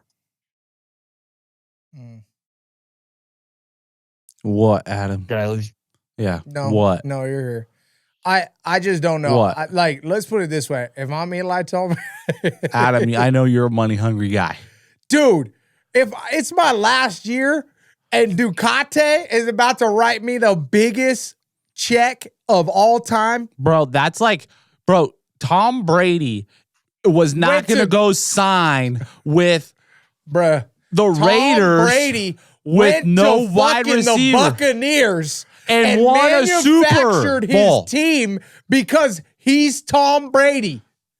He brought the homies with him. If Tom Brady had to go to the Bucs and he just only had the guys that were on the Bucs, he would not have won. Tom Brady brought the Bucks over and brought the homies. No. He brought a few homies. Key homies, bruh. Key. Dude, I think you're fucking ass backwards on how Eli's looking at this. He is not going into the last 2 years of his career trying to develop a Ducati that might blow up on him, or God forbid a spoke or a countershaft sprocket, or developing some linkage for the OEM bike through Supercross. He is not going through those headaches. He is going 20 million? He is going 20 million. Oh my God. I could fucking throw out a number too, dude. Okay, yes, I get what you're saying. I do agree with you at that point. There's risk versus dollar signs. I get it. That's why this KTM thing could be viable. That's all I'm saying. They know KTM knows if they want a winning guy, they're gonna have to pay up. I'm just saying there's not a lot of options outside of KTM that Eli will go to and be competitive for a championship. Yeah. You know, if let's just say all the rumors are true, allegedly, you know, Chase going to Kawasaki with Jorge Prado. KTM will be Aaron Plessinger and supposedly Eli Tomac. Okay. And then HRC is Jet Lawrence, Hunter Lawrence. Yep. Star Racing's Justin Cooper Webb. Yep. AGP or Ken Roxon re-signed with Progressive Suzuki. I don't know for a fact, but I'm assuming. So Progressive Suzuki for Ken Roxon. Possibly Anderson to AGP or to Club is what I've heard through the grapevine. But okay, and then on the Twisted Tea side, you have Chiz and Colt Nichols. Yep. So I guess but no Chiz. No Chiz for outdoor? Oh, no Chiz because he's retiring next year. Or do we even know that's real? It's probably that's what I'm saying, dog. Like, that's a rumor, dog. Chiz going to be the fill-in guy for next year. Yeah. Oh, shit. You guys need a guy? Oh, dude, I've been training. Cool. Yeah. I got you. What's up? Yeah. What up? I just happened to be taking the kids to Disneyland. Yeah, straight up. Oh, that's funny. Chiz, in another note, Chiz did step up. He's going to race. Beta is going to be Benny Bloss and Mitchell Oldenburg, where I think... I mean, I think how happy are you if you're Benny and Mitchell right now? Because that bike looks pretty good, and you're like, my future's set. This thing's only getting better. You know what I'm saying? I'm happy. I think I could see Anderson on a beta doing pretty good. I could see it. Yeah. That bike being like that soft and planted, I feel like low-key Anderson could look really good on that. I don't think that will ever happen, but I could see it. But you never know. Bro. It could happen. Hey, beta third rider, Jason Anderson. Yep. Who else? Sounds like some MX bikes shit. Some like little kids got cooked dude, up somewhere. But then, Anderson I heard Barsha. Talked and said he's his own agent and he has no deals on the table or something. I told you that. Oh, you told me that. That's right. Yeah. That's gnarly. He said that on a Vital on a press conference interview with who's that? Michael Lindsay? No.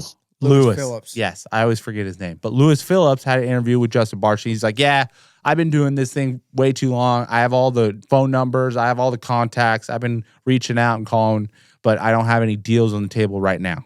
That's what he said in an interview. So it's funny. It's crazy you say we'll that. See what happens. I was just thinking about what he could do because, you know, he was pretty happy to finish out his career at KTM, like under a KTM group bike, like on that gas, and then to be in consideration for the Ducati thing if it was coming. But then for like having to wait to see what Eli's going to do, and then all of that like hinging on that, because if Eli signs KTM, like he's not going to be on gas because they're going to have to find out what else they're going to do. Like that shit's going to look way different. But then like Barsha on a quad block Honda, like that's possible. You know, they could build him a really good bike. He would MTF, like granted, he's trying to sell that house and everything, so it's not like he's trying to ride down there, but they could make him a very good motorcycle, factory connection, a Honda, like all kinds of stuff just opened up because of this. Justin Cooper, AP re-signing to KTM, RJ having to move up. Like, yeah, it's been a crazy 3 weeks. What's Mookie gonna do? I thought he was saying Husky. Yeah, he's saying Husky. So the Husky's gonna have 2 riders next year. I think so. If Husky is it Husky or is it Gas? I don't know. Have you heard for sure? No, I have not. And then we have spots that aren't filled yet. So we have a Triumph 450 spot, probably one, right? And then Ducati spot. What we're kind of going to Justin Barcia right now. Yeah.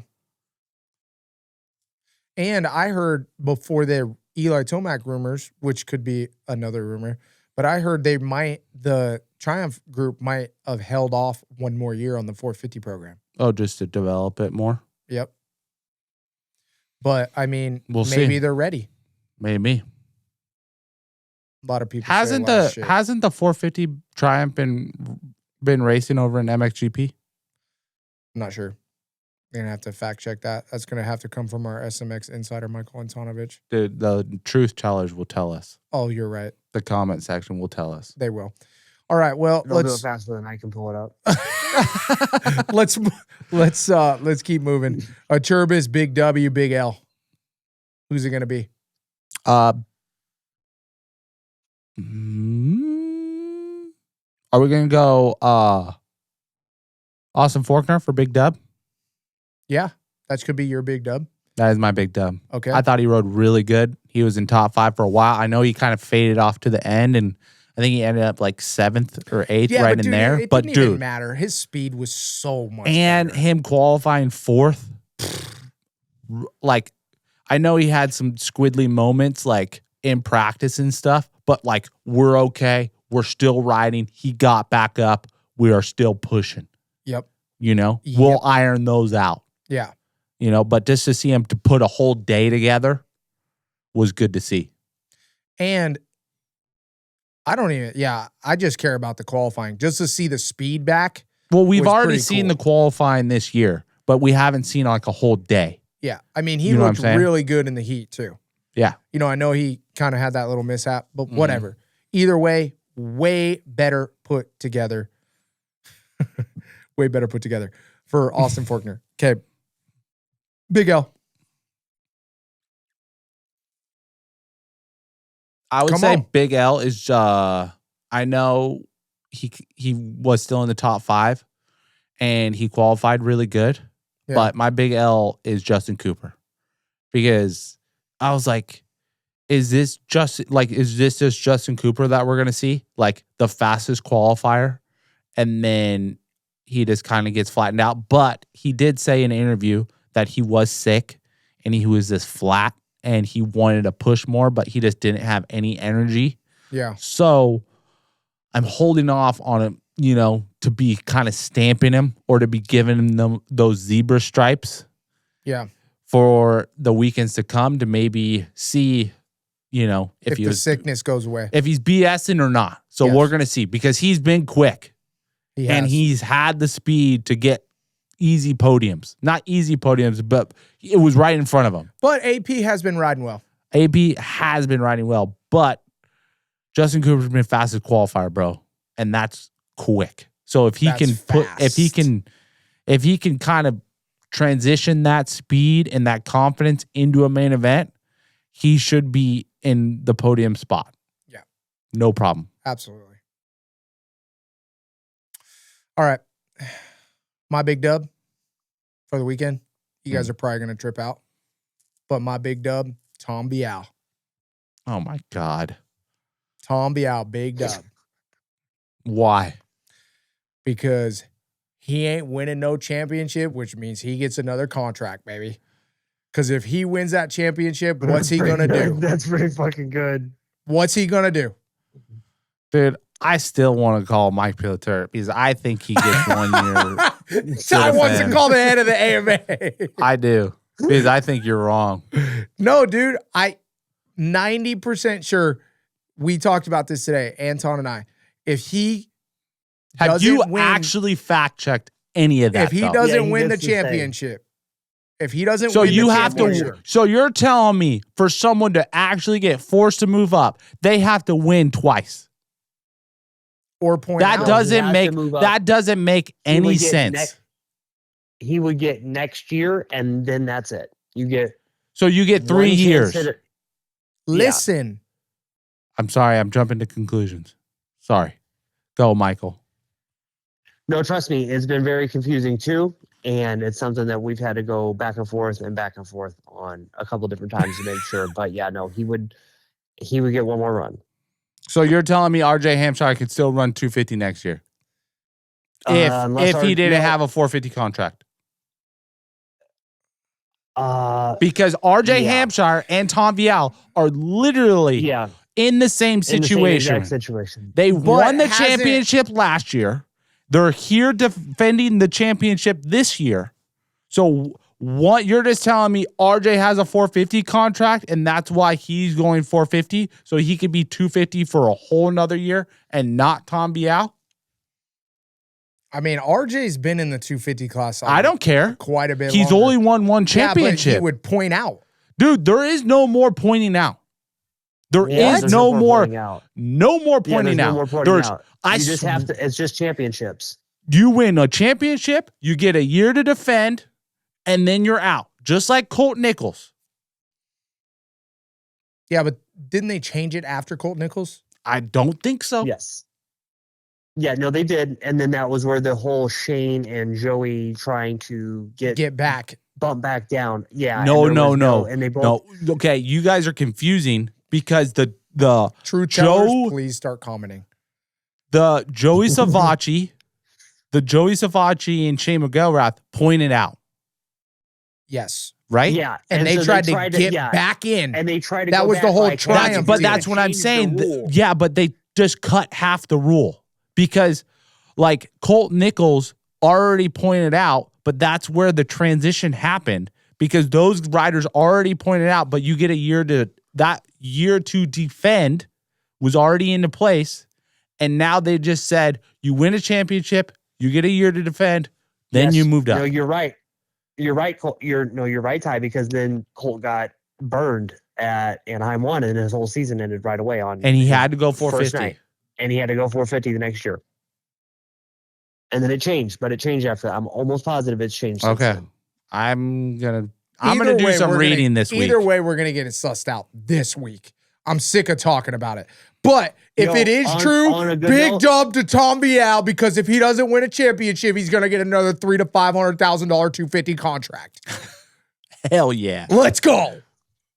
Okay. Big L, Cooper Webb. Why? You let the only guy that you needed to not get momentum get the momentum that he needed. Mm-hmm. Okay. Anton, you got a big dub, Big L? Big dub, Seth Hammaker? Because, like, good one. Like, wow, where did this come? Like, not where did this come from, but like, dude, but where did it come from? What a late surge! What a plot twist! Just right at the end of the season, you know. And just when you think you had it all figured out, just wow. And then still a good weekend. So, you know, like hard to categorize this one, but Big L, poor RJ. Because if his wrist is really junked again, and then he's going to have to miss this 450 development summer that he was so much looking forward to, that really does put next year already on the back foot. And just like, what a bummer, you know, like to quote Scottie Pippen, I'm not going to fuck up my summer. Like that sucks that RJ's going to have to fuck up his summer if he has to go get another wrist surgery, you know, like it's over. Yeah. And like missing this time playing with your kids, being on the boat, doing whatever, like, yeah, you're on vacation, but your mind's also probably elsewhere, thinking like, I missed another chance to make $750,000 this summer. You know, could I make SMX? Is this thing gonna fix it? Is this gonna fix it, or is my wrist fucked for good? You know, so like, big L for RJ because I hope he gets that thing figured out. Where did he say so did he mess up his wrist again, or is it just getting worse? When they did, what is it? Crash The at first start Seattle last right? week. No, the first start last week. He said he jammed it, and then it was like he said after the race that like he could, like during the race he could just feel that it was messed up, and he was just trying not to think about it. And then he had even said in the press conference like a couple times, he's like, yeah, it's not good. It's not good. But then. And he said he's just going to grind it out and figure out after the season's over. He just said, I'm not going to think about it. Hell yeah. Yeah. So that's a pretty, is the season over in May or is the season over in September? How do you quote that? Seasons end in May for him. He's in a championship fight. That's the only season he's worried about. Yeah. So pretty much after that comment, that just says we're not going to see RJ for the summer, unfortunately. I mean, let's put it this way. This is super unfortunate, but like if RJ says his shit feels messed up, that's really messed up. That means it's like bad. I shouldn't be laughing, but dude, RJ's just so gnarly. Like that guy he will go through it. Yes. He is not one to pussyfoot around. No. All right. California Coast Plumbing in the trenches. In the trenches is the East Coast title fight for the 250 class. Why? Because we are having one of the best series we have seen with guys that are so close. It's not like it's a bat in the trenches, but these boys are in the fight right now. I mean, they have one more race and they're 3 points separated, and then they have a shootout at the final round. At the final round, which means winner take all. Basically. And Tom Bial this weekend could get back into it, right? Yes, 100%. Especially with the shootout. I don't know. If it's a mutter, I know Tom Bial's out of it, bro. He's not a good mud rider. He was good until he crashed, right? No, not really. Either way, man, tough season for Tom Bial. But this 250 championship, when I watched the racing between RJ and Seth, like I asked this specific question in the press conference. I said, hey, RJ and Seth, that battle reminded me of my brother and I at the practice track when we're in the middle of a moto and we're looking at each other from across the track. And I'm doing killer and kick ass in this one section, but I know I suck in the other one, and he's good in this other section. And we're just pull and push and pull and push. And you're just trying to figure out how to get some on the other guy. And then as soon as you do, you lose a little bit. And I asked him, talk about what that fight was like and where, those specific sections were. I mean, if those two get out front together at the same time. What did they say? You're going to have to watch the press conference. Pretty much, they just talked about how, Seth was like, I seen him on the other side of the track, and I was clocking him. And then RJ was like, I seen him on the other side of the track too, and every time I got a little bit on him, I'd make a mistake, and then he'd pull away from me, and Seth pretty much said the same thing, And it's just one of those ones where it's so mentally and physically exhausting to put up that kind of fight. This is going to be awesome. So whoever gets out front in Pittsburgh, right, is going to be the winner. You think so? I think so. What do you think? I think Seth has a little. Dude, RJ was faster in the first laps. Faster lap times, period. Depending on his wrist. Seth is looking really good. Dude, Seth looks good. Yes. But we've seen a couple boom, bop, beep, bop, bams from him, right? Bro, we've seen that from everybody in the 250 class. God knows we've seen that from RJ. And Vial. Well, I mean, Vial's kind of on the back burner of the conversation. He's in the conversation, but he's definitely to the side right now. And what about just Chance Hymas just throwing it away? Yeah, I mean, he had a rough day. What happened there? Dude. He was just leaning and anticipated the corner, and he didn't anticipate his front end hitting that single or not the landing or whatever, but he didn't think he was going to have that much space in between the single and his front wheel hitting that corner, and he was just fully committed, and literally his front wheel just hit air and it just went locked, and he just flew over the bars. Yeah, that shit was crazy. It was just such a quick spat. Yeah, he was just anticipating for a split second. Oh, he looked like he hit the ground hard. Yeah, and like then he that hit one hurt, dude. And then too that practice crash wasn't like. I mean, you're still bruised up from that. Yeah, and too, there was multiple guys in the press box that were like, "Oh, Chance is hurt bad. He's out cold right now." And then the guy gets on the track and does like a half a straightaway, and then goes in the mechanics area and says, "I'm done." Yeah. Yeah, that's not good. No, my boy was in those Looney Tunes movies with the stars. With the Tweety birds above his helmet. Like for real. Yes. Who wins the 250 championship? Seth. Okay, why do you say Seth? I feel like he should win the championship because he's been the all-around put-together rider this year. Which is wild to say about Seth. I know, but cool, though. That just gives props to his program and what he's done in the offseason and how much work he's done on himself and his program. Absolutely. What does RJ have to do to beat him? What does he need to do to get it done if he wants to win the championship? He's got to get out in front of Seth because Seth has been getting hole shots and like controlling the race. And too, when he's not getting the whole shot, which he didn't get this weekend, he made an instant pass. He's been really quick the first couple laps. Yes, like that just reminded me of how quick he was in those first couple rhythms. And the crazy thing is like how intelligent as a racer Seth has become because of all the adversity that he's gone through. Mm-hmm. Like the first heat when Thrasher got in front of him, he didn't make the pass quick enough. And he stayed behind him, and then Thrasher got a little momentum and kind of got away from him enough to get that win in the heat. And Seth kind of understood what happened, and he said to himself, when he got the start in the main behind Thrasher, he said, the heat race is not happening again. I got to pass him now. And he forced a pass in a way that he made it work. And he got that momentum break from Thrasher, and then you could tell that messed up Thrasher's whole race.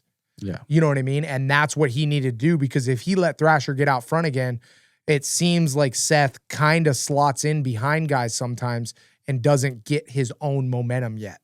Well, I feel like that happens to everybody if you yes, stick back. It does. It definitely does. But as you grow older and get more mature, I feel like it happens a little less.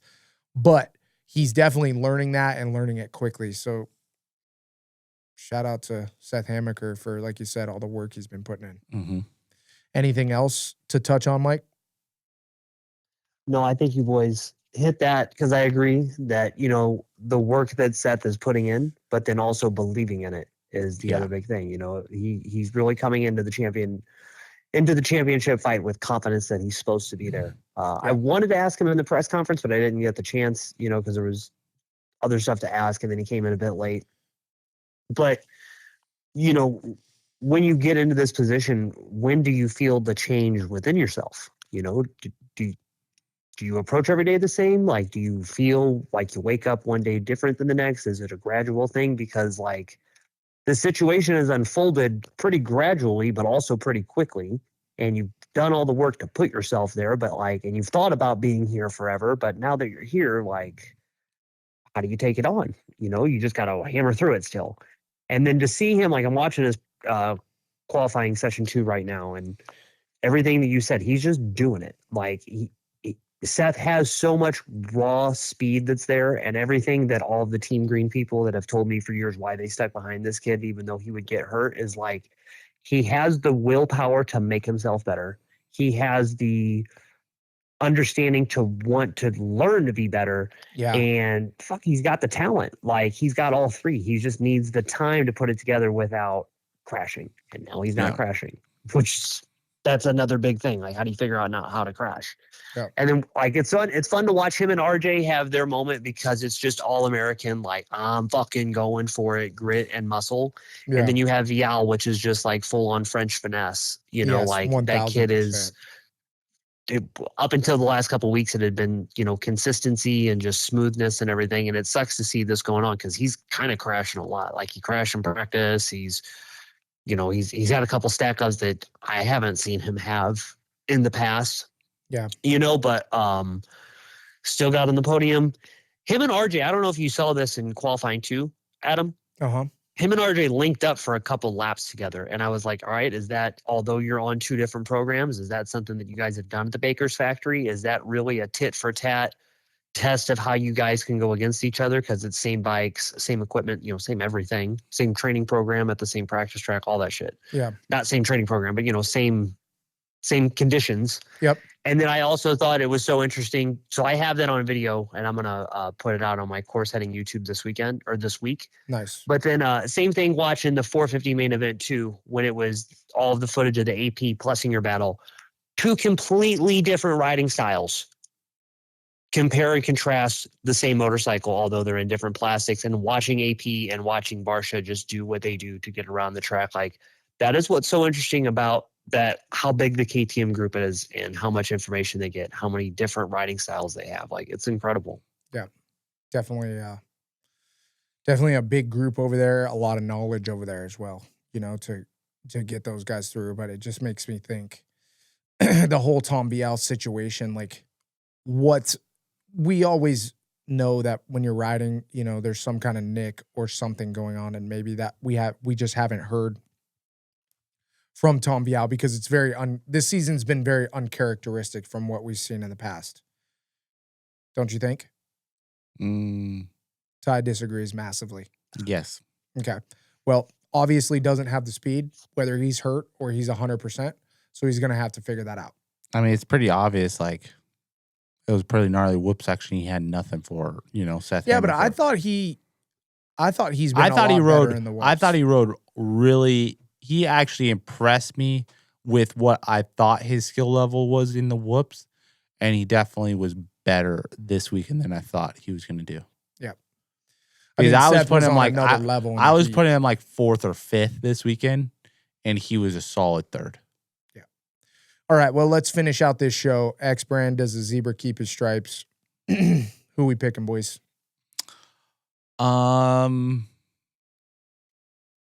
Well, I kind of want to pick Seth Hamaker because he's making some phenomenal zebra stripes right now.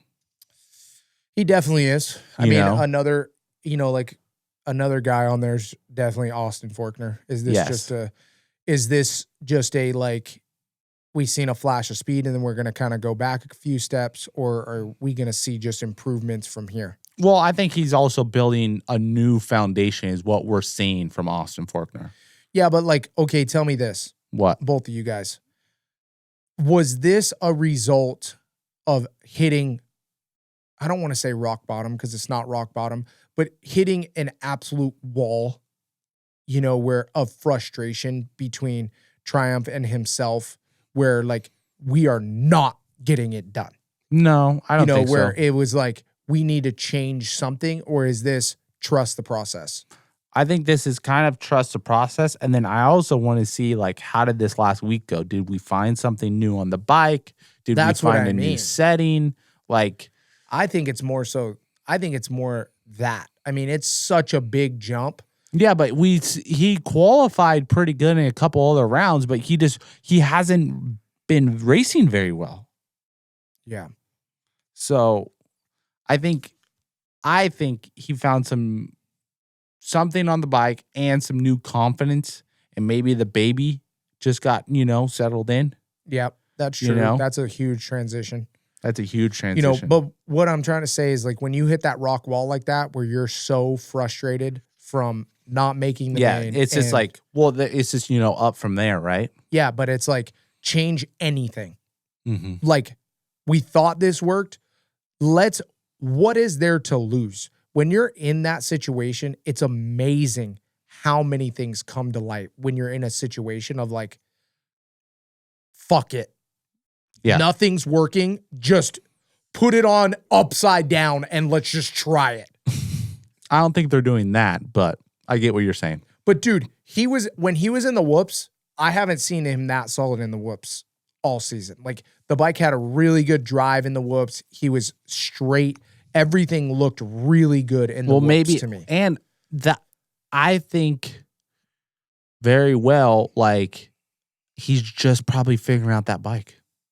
True. On like, Facts. there's just a communication factor of like, be like, oh, this is what I'm talking about. I was saying it this way, but I should have probably saying it this way for this chassis. He's learning the Triumph language and how to translate that. Well, and too, I think he's also becoming a test rider.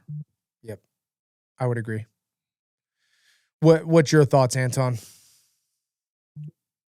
Yeah, I think everything you guys said was spot on, like figuring out the motorcycle more, but then figuring out what's life like changing after it finally gets here, after we've waited so long to get here, and then not having that pressure. Because once you finally have the baby, the last thing you want is to have fucking conflict everywhere else. Like, you're just trying to enjoy the moment that you have or get adjusted to your wife. Yeah. And all of that. It was great to see Austin get that done, because it's looked like it's been there a couple times, and then he just has like the most freak, unfortunate, bad first laps in races. Like, there's so many videos that I have of him coming around the first turn in like 17th. Nothing that he even did. He just gets collected up in something, or it just doesn't go his way, and then he has to rebuild from there. And you got to give it to the kid, because that, rodeo twist that he got thrown for after fucking up that rhythm section, like, he ain't afraid to push the limit. He's going for it again. He's getting spun around and tossed and crashing, and he's not afraid. He's still trying. So you can definitely tell that he's breaking through that barrier. Yeah. Which is talk about a tough one to do. Yeah. And Forkner's hitting the ground a lot. The PTSD there has got to be insane. Well, that's what I'm saying. Like, I'm hoping that those crashes that he's surviving through and not getting broken, like, sometimes, like, after crashes, the amount of crashes that he's been through, sometimes you need to hit the ground like that and know that you can be all right still. Yeah. Like, I remember coming back a lot. Yeah. I made it. Like, I remember coming back a lot of times where, like, I was so afraid of hitting the ground that, like, I thought every single time I would hit the ground, I'd break something. Yeah. And then it takes you a few, like, front tire washouts, or, a little freaking here or there, hitting the ground, just like, not like stingers. Like, you could tell, like, he kind of slid out of that one, but just like, oh, all right, we're good. Yeah. Let's get back on the back. Yeah, let's go. We're good. I'm fine. Yeah. I'm going to be okay. Mm-hmm. Yep. All right. Cool. What a show. That was a lot to unpack there. Yeah. Damn Supercross. Yep. All right. Well, thank you guys so much for watching. Like we said at the beginning, please, the link is going to be below. Make sure you click on that. Donate for Jerry Robin. Support. Bring this motocross community together and help out somebody that really needs it right now. Thank you guys for watching. Thank you guys for subscribing. Thanks for all the great comments. Thank you for telling your friends. We can't do this without you. We really appreciate you guys so, so, so much. And see you guys next week. Peace.